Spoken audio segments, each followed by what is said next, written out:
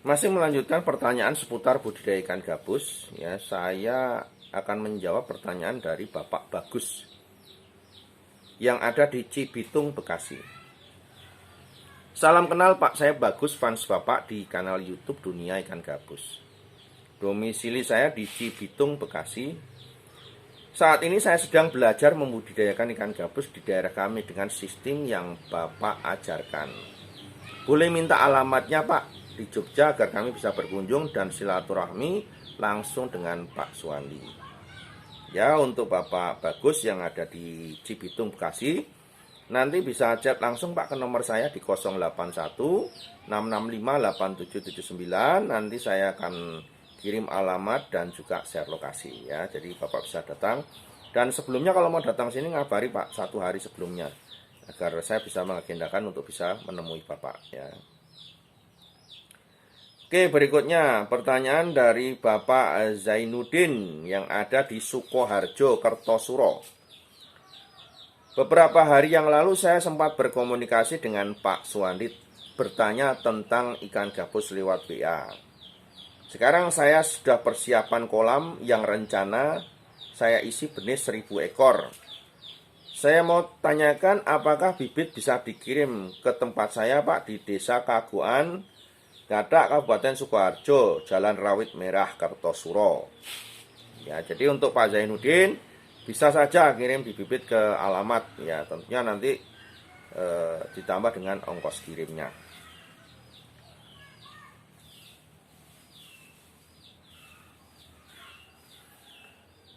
Berikutnya pertanyaan dari Jufri. Ya, Jufri di Kedaung, Pamulang, Tangerang Selatan. Mau bertanya Pak, ada berapa grade toh Pak untuk indukan itu dan berapa saja harganya, macam-macamnya dan ukurannya. Bisa kirim ke Jakarta nggak Pak? Turun di stasiun Pasar Senen. Dan berapa ongkos kirimnya? Ya, untuk Pak Jufri di Kedaung, Pamulang, Tangerang Selatan, nanti untuk spesifikasi induk bisa nanti chat langsung ke nomor saya di 081 665 8779.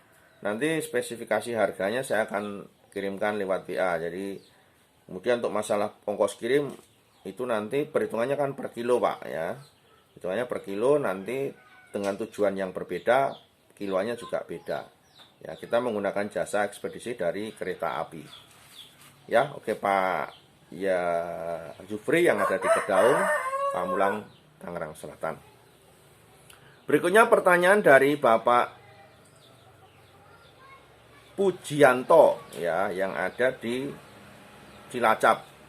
Ya, saya mau menanyakan Pak Suwandi, apakah benar bibit dari tangkapan alam itu lebih kuat, lebih bandel dan tidak gampang mati dibanding bibit dari hasil budidaya? Mohon penjelasan kelebihan dan kekurangannya dari masing-masing bibit Pak Suwandi.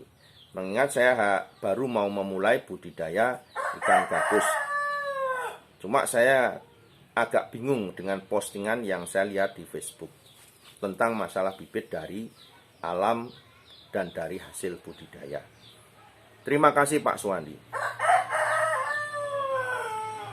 Jadi bicara masalah bibit ikan gabus, ya bibit tangkapan alam dan hasil budidaya.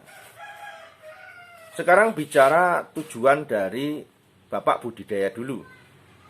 Kalau Bapak tujuan budidayanya hanya untuk seneng-seneng atau coba-coba, ya bolehlah itu sekedar mengambil bibit dari alam.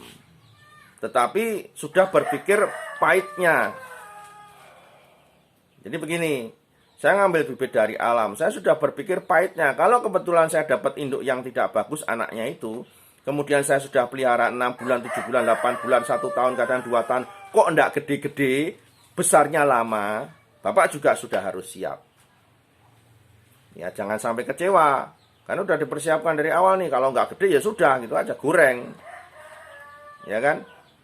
Nah, itu ada dipersiapkan kalau bibit dari tangkapan alam. Kemudian, tidak ada target, Pak. Tidak ada target itu begini. Wah, 6 bulan harus sekian. Nggak bisa. Karena Bapak tidak melihat induknya seberapa besarnya dari alam. Di video saya sebelumnya, saya sudah pernah ulas kan. ikan gabus dari alam yang besar sejempol, saya potong, saya keluarkan telurnya, sudah ada telur yang sudah matang siap keluar. Ya. Jadi itu yang perlu dipersiapkan kalau kita mengambil benih dari alam. Tidak ada target, tidak ada kepastian, tidak ada keinginan yang berlebihan gitu kan. Karena apa? Di situ kita nggak lihat induknya. Kemudian di situ tidak bisa ditargetkan manakala Bapak menjadi seorang pebisnis penjual benih. Ya kan? Misalkan mau jual benih, benihnya ngambil dari alam. Tentunya juga kuotanya sangat terbatas sekali, Pak. Jumlahnya juga sangat terbatas. Misalkan orang pesan, Pak, bibit 10.000, 20.000. Wah, itu pusing, Pak, kalau kita hanya mengharapkan dari tangkapan alam.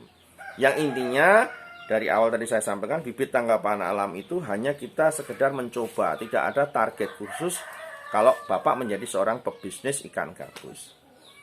Nah, sedangkan kalau bicara masalah ketahanan atau kekuatan, sebetulnya sama saja, Pak. Justru kalau saya itu lebih suka, memang karena sudah pernah mencoba bibit dari alam, saya lebih suka yang dibudidayakan. Kenapa? Karena kita konsepnya budidaya, Pak. Ya, budidaya yang kita buat dengan kolam buatan, kemudian pakan juga pakan buatan, bukan seperti yang ada di alam. Ya, jadi itu, Pak, ada sedikit perbedaan. Kalau bicara bandel, tidak bandel juga. Orang yang nangkap dari alam yang mati juga banyak. Bahkan yang dari alam diajari makan juga sulit.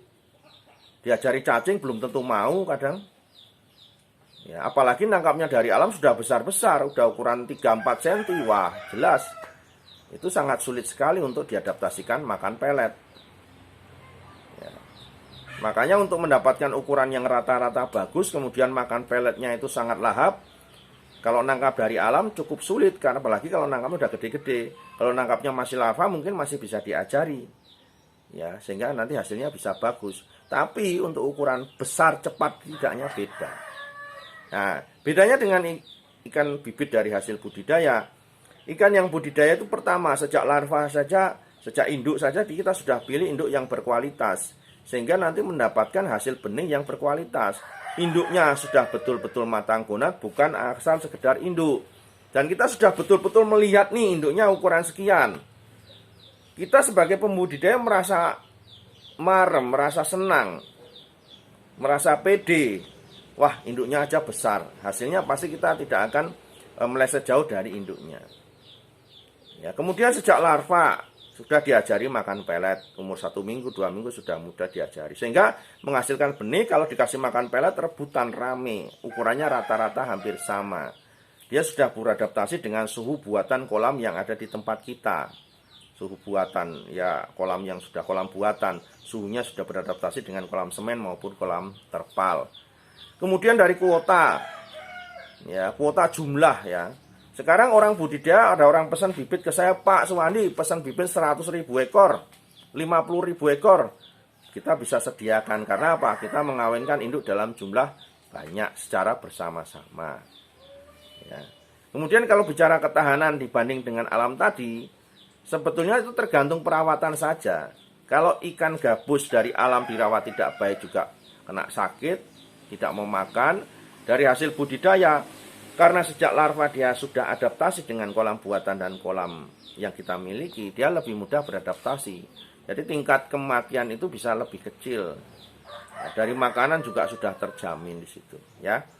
Jadi kepada Bapak, silahkan, ini hanya sebuah penjelasan masalah benih. Kembali lagi, kalau kita memang menjadi ingin pebisnis, tentunya kita tidak akan mencari bibit dari alam hanya sebagai topangan bisnis kita. Ya, karena dari alam bagaimanapun tetap lama-lama akan banyak terjadi kehabisan karena semakin banyak orang yang berburu di situ. Oke ya, Pak ya.